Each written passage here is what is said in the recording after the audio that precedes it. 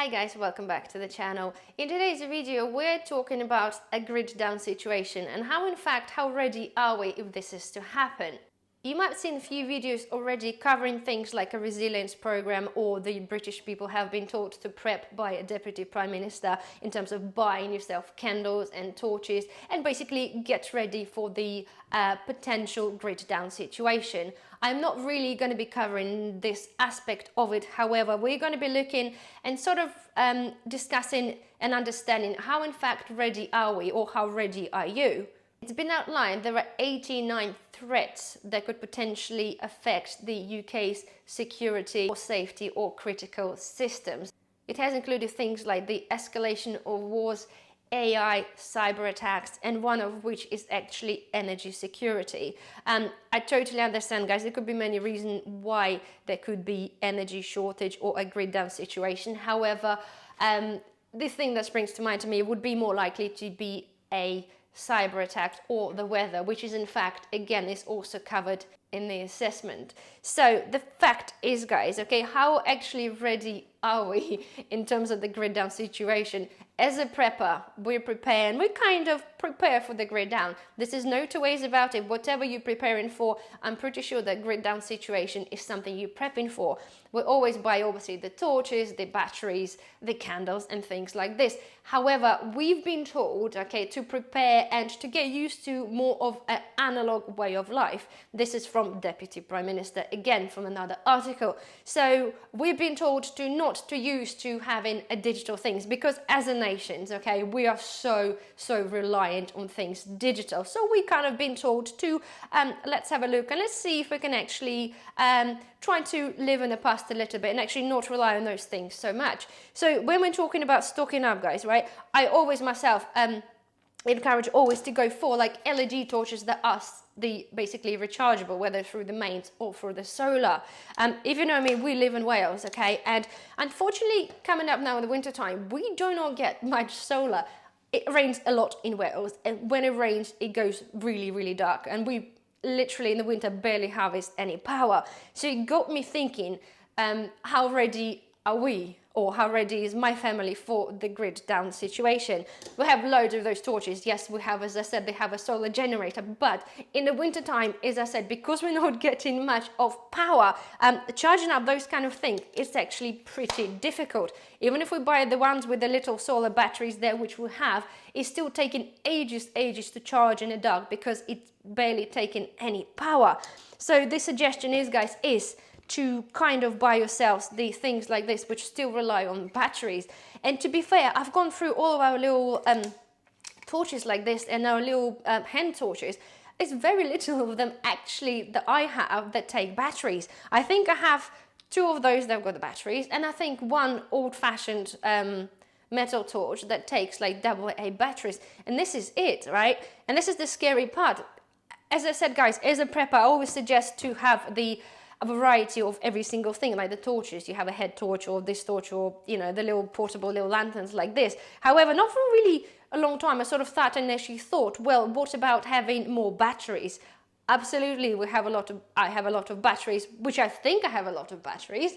However, they don't really last that long. So if we're talking about a long time power grid outages, and this is what kind of worries me a little bit.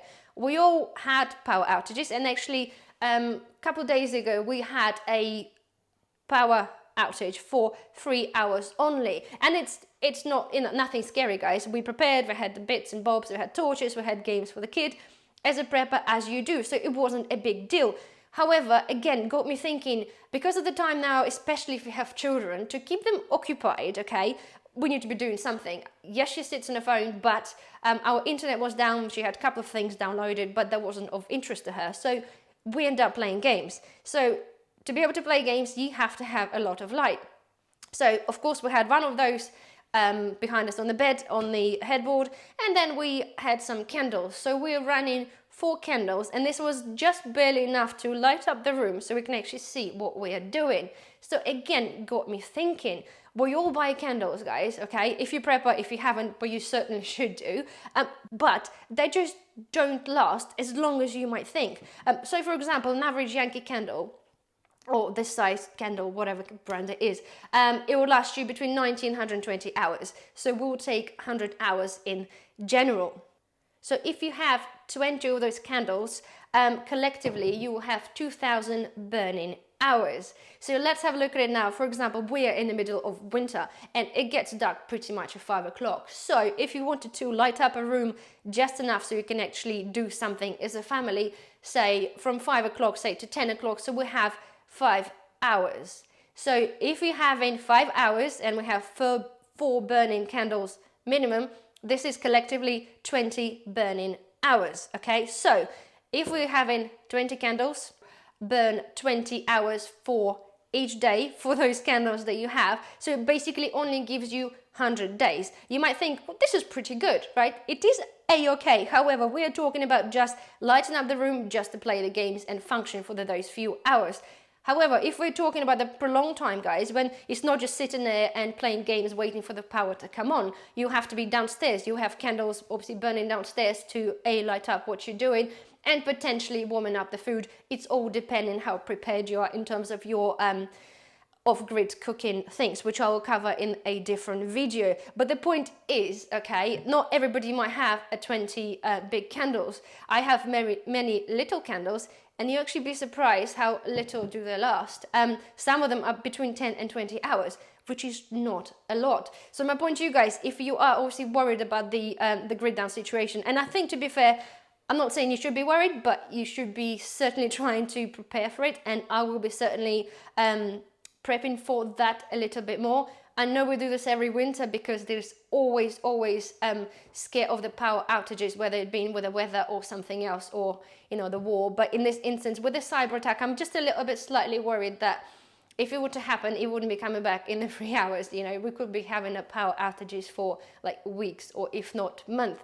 So I will be certainly reconsidering. So my point to you guys, if you do have candles, work out roughly, whether you have children or not, work out roughly how many hours a day you will need to have light, and then collectively have a look at all your candles and actually tally up the amount of burning hours you have on your candles, because it's normally written on the underneath of each candle, and then take it from there. If you think that you have enough burning hours to last you for as long as you want to be prepared, then this is absolutely fine. If you're not, then obviously consider getting yourself some more candles. The same things with the batteries and the torches, really. I've ought to potentially get some more battery operated lights, be it sensored lights for the night to go to the loo, or just something to light up somewhere that you go, or you trying to function or do something in the specific rooms. And the ones on the sensored light are best in a way, because obviously they only come on when there's a motion, so you don't waste batteries, if that makes sense, when nobody's in the room. So again, work out roughly. I know it's hard, but with the batteries, how many batteries do you have, and know how many things they're going to be if you're using things like the torches like this, or the hand torches or whatever. Just make sure you have enough of batteries to last you, because generally the batteries, they don't really particularly last that long. If you leave the say one of those and the batteries, I think we had this running, and it's only a basic cheapy thing, but I think the best it's lasted is probably about 8 hours solid on the 2 batteries, so which is not particularly great. So again, if we're talking about longer power outages, just make sure you kind of have enough of batteries to last you past. Don't forget, they have a long the long date on them, and they will be okay past the date anyway. And the things as well, guys, they are telling obviously about the analog radios, basic, not the digital radios, but just the general book standard radios. In case of an emergency, you want to be able to tune in and actually hear for any announcement or whatever is going on. Again, we're talking about in the situation potentially where the grid is down. Obviously, there's no phone, so this is kind of also very, very important. And of course, guys, the last thing is, I said I will cover this on a different video separately in terms of the off-grid cooking, but kind of make sure you do have enough of either abilities to cook, and at the same time, like the fuel that you're going to be using cooking your food. I will be preparing more so for not just obviously the cooking hobs and things like this. It's more so also of the food, preparation of food. Yes, we stock a lot of pastas and rice. However, do we really want to wait for a pasta to boil for 12 to 15 minutes when we are kind of limited on energy or whatever you stock as the cooking alternative? So I will be looking at dehydrating cooked pasta. So that means that all we have to do is actually just boil some water and rehydrate pasta for an emergency. Yes, you can buy the packets of already like froze dried pasta in the little sachets. However, they're actually quite pricey. So I'm working out at the moment to be able to dehydrate your own.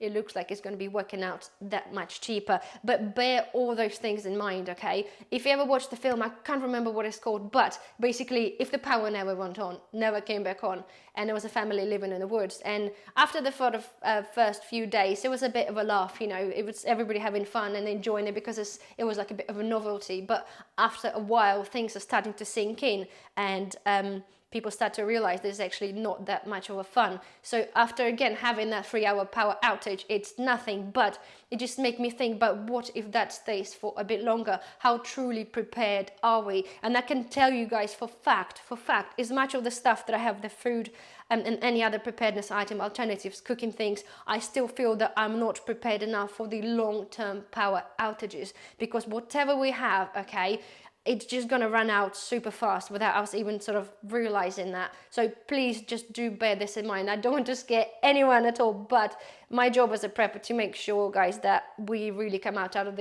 any situation the best results possible without affecting obviously yourself and your family anyway. So work out the things, make sure you've got enough of what they're suggesting, and fingers crossed nothing happens, but you just never know. If they're preparing us for something, you know, I always say to guys, whatever the government does, it's never for the best of you. There's always alternative motive, and they always know something that they don't tell you anyway. So here we are, guys. Anyway, I'm gonna stop talking now. Thank you for watching. Maybe subscribe to the channel if you haven't already, and I shall see you in the next video. Bye bye.